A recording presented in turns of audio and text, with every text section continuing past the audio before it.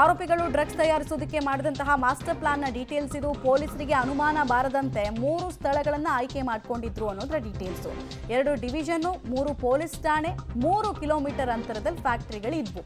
3 ಠಾಣೆಯ ಗಡಿಯಲ್ಲೇ ಫ್ಯಾಕ್ಟರಿಯನ್ನು ಆರೋಪಿಗಳು ತೆರೆದಿದ್ರು. ಯಾಕಂದರೆ ಯೂಶಲಿ ಸ್ಟೇಷನ್ ಲಿಮಿಟ್ಸ್ ಅಂದಾಗ ಸ್ಟೇಷನ್ ಲಿಮಿಟ್ಸ್ನ ಒಳಗಡೆ ಹೆಚ್ಚು ಕಾರ್ಯಪ್ರವೃತ್ತರಾಗಿರ್ತಾರೆ ಪೊಲೀಸರು. ನಮ್ಮ ಲಿಮಿಟಲ್ಲಿ ಏನೂ ಬರಬಾರ್ದು, ಕುತ್ತಿಗೆಗೆ ಬರುತ್ತೆ ಅಂತ. ಬಾರ್ಡರ್ನಲ್ಲೆಲ್ಲ ಏನಾಗುತ್ತೆ ಅಂದರೆ ಜಂಜಾಟ್ಗಳಿರುತ್ತೆ. ಈ ರೋಡ್ ಅವ್ರಿಗೆ ಸೇರಿದ್ದು, ಆ ರೋಡ್ ಇವ್ರಿಗೆ ಸೇರಿದ್ದು ಅಂತ ಹೆಚ್ಚು ಬೀಟ್ ಇರಲ್ಲ ಅಲ್ಲಿ.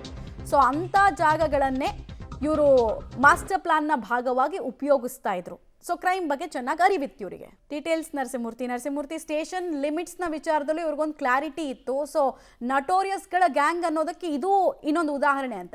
ಮಮತಾ, ನಿಜ.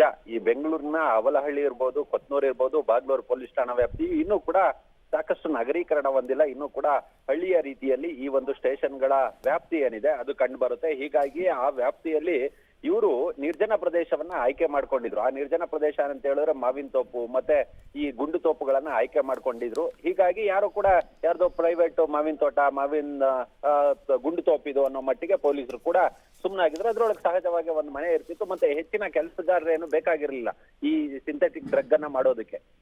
ಈ ಕೆಮಿಕಲ್ ಇಂಜಿನಿಯರ್ ಬರ್ತಿದ್ದ, ಅದ್ರ ಜೊತೆಗೆ ಇಬ್ಬರನ್ನ ಸೇರಿಸ್ಕೊಳ್ತಿದ್ದ.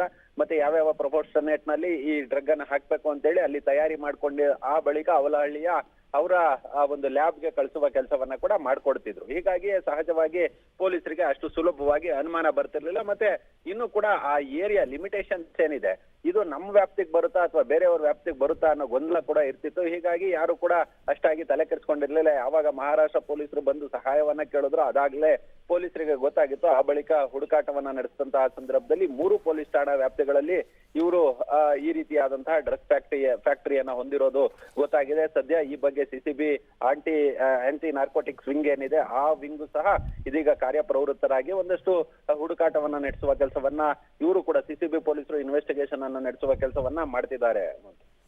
ರೈಟ್, ಧನ್ಯವಾದ ತಮ್ಮೆಲ್ಲ ಮಾಹಿತಿಗಾಗಿ ನರಸಿಂಹಮೂರ್ತಿ. ಡ್ರಗ್ಸ್ ವಿರುದ್ಧದ ಹೋರಾಟ ಅಂತ ಹೇಳ್ತಿದ್ದಾರೆ, ಬಟ್ ರಾಜ್ಯ ಸರ್ಕಾರದ ಮೂಗಿನಡಿಯಲ್ಲೇ ಇಷ್ಟು ದೊಡ್ಡ ಜಾಲ ವಿಸ್ತರಿಸಿಕೊಂಡಿದೆ.